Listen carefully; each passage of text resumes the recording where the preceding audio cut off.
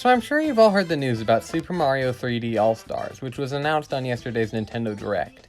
It will feature remastered versions of Mario 64, Mario Sunshine, and Mario Galaxy ported over to the Nintendo Switch. The subject of interest here, to me anyway, is what changes were made in this new version of Mario 64. There are only 34 seconds of footage that were shown in the Nintendo Direct, but there are still some interesting things we can notice.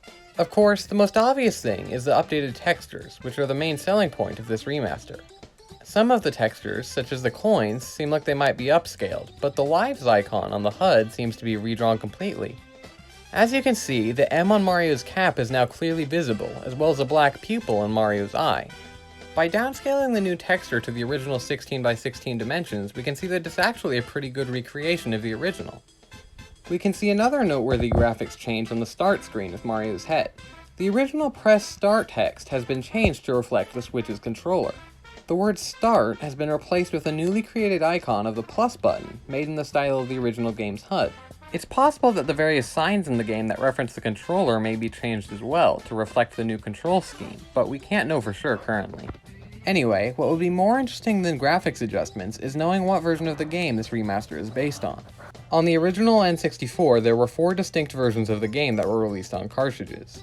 The original Japanese release, the English NTSC release, the European or PAL release, and the Japanese Shindo Pack release. The Shindo Pack version was a Japanese re-release which added support for the Rumble Pack and patched some glitches, most notably backwards long jumping. All 4 versions of the game have differences in gameplay and glitches, as well as other adjustments. So the question is, which version of the game will have its unique characteristics present in the 3D All-Stars version? Well, we can rule out the original Japanese version with near certainty.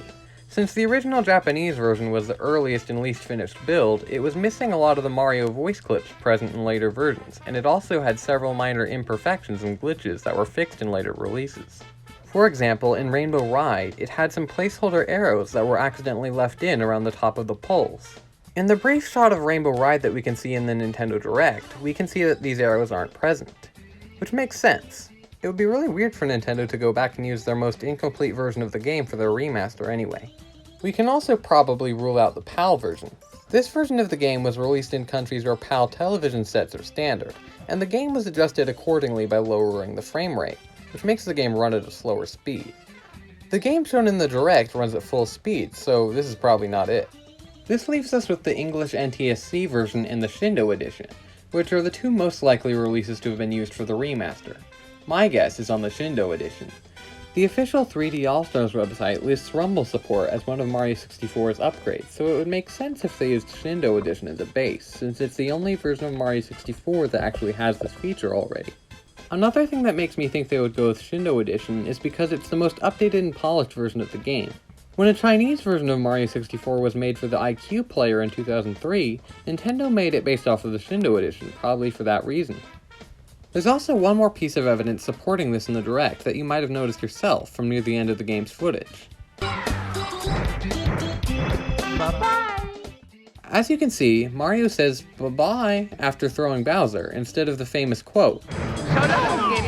This exact same voice clip change was made on the Shindo edition, further evidence that this was the version used for 3D All-Stars.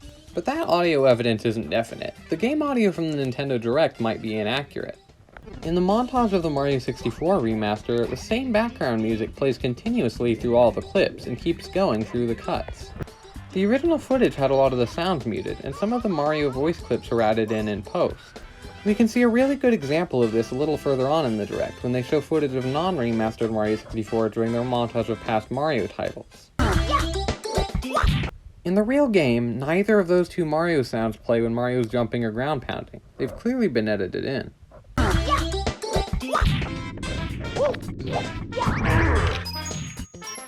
Interestingly, the official 3D All-Stars website unintentionally provides us with some more insight on how these edits were done. Some of the pages on the site have embedded videos showing off gameplay.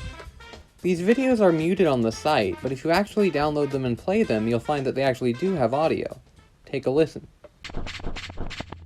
As you can tell, this video has the background audio as well as the Mario voice clips muted so that you can only hear the sound effects. Probably because this was a specialized build intended to have the sound edited in over it for the Direct. The HUD has also been disabled here, probably because that would look nicer on the page. Some of the other videos from the website have the background music turned off but the Mario voice is still enabled, such as this one.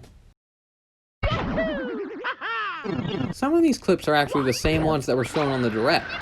We can even see the clip from right before he throws Bowser, but it cuts off early, so unfortunately we don't know for sure whether the bye-bye was edited in or not. Well, that's basically all there is to know about the upcoming Mario 64 Switch port, as far as I'm aware. Hopefully once it comes out and we can play it for ourselves, there will be some more interesting things to see, even if backwards long jumping is patched. Who knows, maybe they'll finally made it so that you can see the text on the courtyard statue. Thanks for watching.